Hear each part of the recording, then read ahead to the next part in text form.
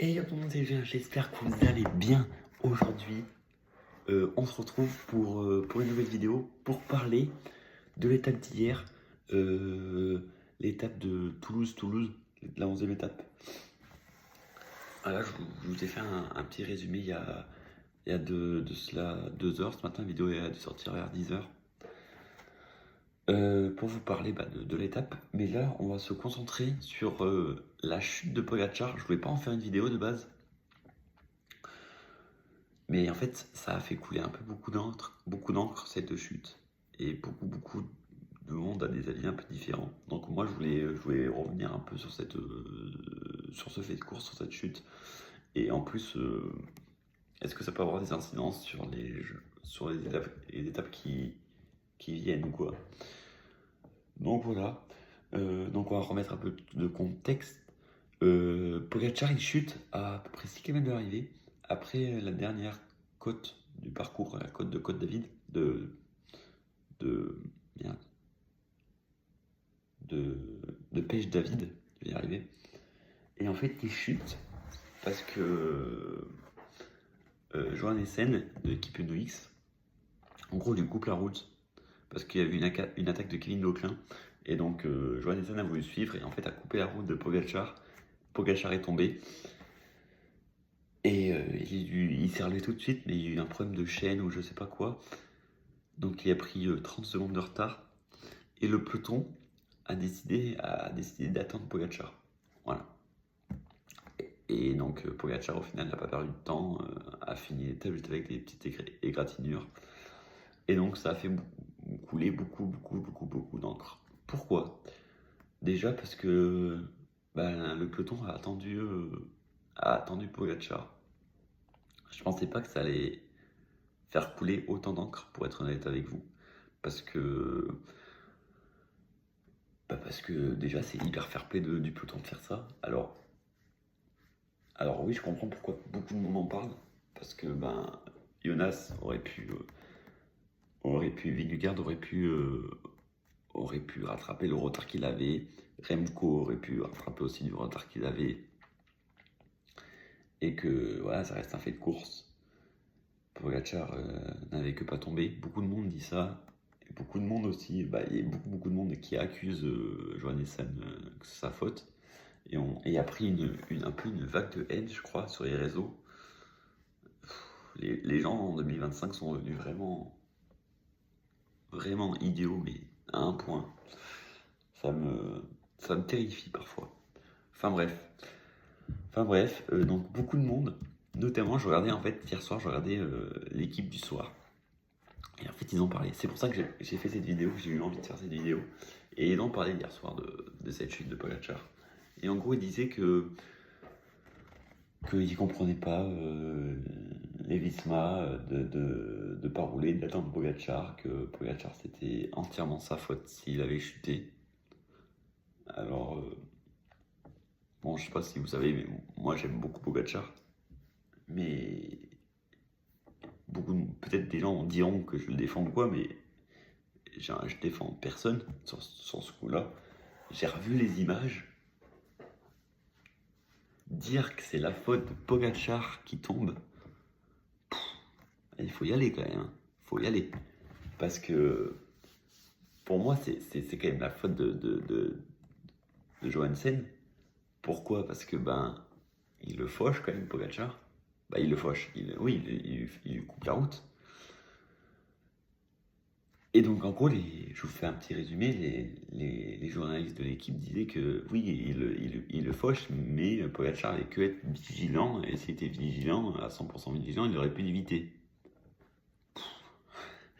Vraiment pas sûr, quoi. Ils étaient collés, les deux étaient collés. Les deux étaient collés du moment qu'il lui a coupé la route, Pogacar, qu'il soit concentré ou pas concentré, je pense qu'il serait tombé, dans tous les cas. Donc déjà dire ça, que s'il aurait été plus concentré, il aurait pu rester debout, je suis vraiment pas sûr de ça. Après, dites-moi dans les commentaires ce que vous en pensez, parce que moi ça m'intéresse. Moi je trouve que, après, j'ai peut-être pas bien assez vu les images, mais je trouve qu'il soit concentré ou pas concentré, ça aurait rien changé, quoi. Il était à 1 mètre il était même pas à 1 mètre, il était juste derrière Johannessen, il lui coupe la route, point barre, il lui touche la roue, il tombe, bah voilà. Qu'il soit concentré ou pas concentré, pour moi, il serait tombé, Pogacar. Enfin voilà, Enfin voilà, et du coup après il disait, ça ce que je peux comprendre, il comprenait pas pourquoi les Jumbo, les Jumbo, les Visma et tout, avaient, avaient attendu Pogacar. Moi je trouve ça plutôt quand même honnête, parce que de base, pour moi c'est pas de la faute de Pogacar s'il tombe. Après oui, c'est jamais de la faute des coureurs s'ils tombent, mais je veux dire, Pogacar n'a fait pour moi aucune faute. C'est quelqu'un qui est venu, on va dire, le faire tomber. Et, et encore dans cette vidéo, je n'accable absolument pas Jean-Nessen. Ça arrive, c'est une course cycliste, ça arrive de faire des erreurs. Et lui, en fait, il a juste suivi un mouvement, il n'a pas capté que derrière il y avait des gens. Donc en soi, c'est de sa faute si il tombe, mais c'est un fait de course, en gros. C'est de sa faute, mais il faut pas lui en vouloir, quoi. C'est toute la haine, encore une fois, qu'il prend, c'est un peu démesuré, quoi. Enfin voilà, ça fait partie du tour. Donc moi, de base, moi je pensais que les Visma allaient se mettre à rouler, et donc j'ai commencé à avoir peur pour Pogacar. Je me suis dit, il va perdre quand même beaucoup de temps. Mais non, ils ont décidé de l'attendre.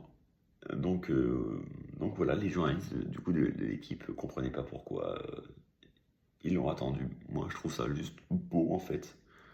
Parce que c'est un mec qui tombe, qui n'a fait aucune faute, qui tombe à cause d'un coureur, on va dire, qui est devant lui.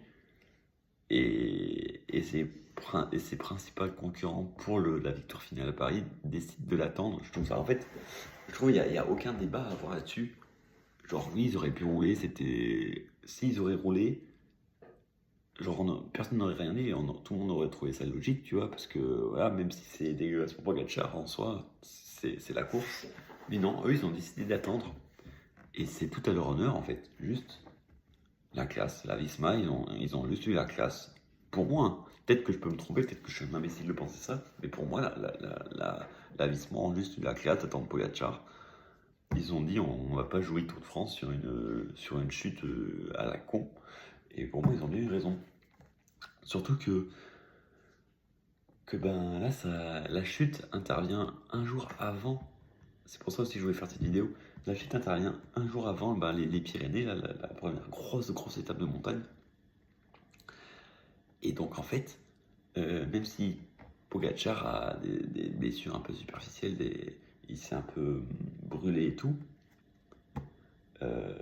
autant les sensations pour la deuxième étape vont être moins bien que espéré du coup, puisqu'il a chuté. Donc ça peut faire le jeu de la Visma. Après, voilà, on connaît Tadej dans dans la classique dans la classique des chemins blancs, il est tombé, ça ne l'avait pas empêché de revenir sur Pidcock et pas Pidcock l'avait attendu et de le déboîter dans le final pour gagner l'étape, pour gagner la course.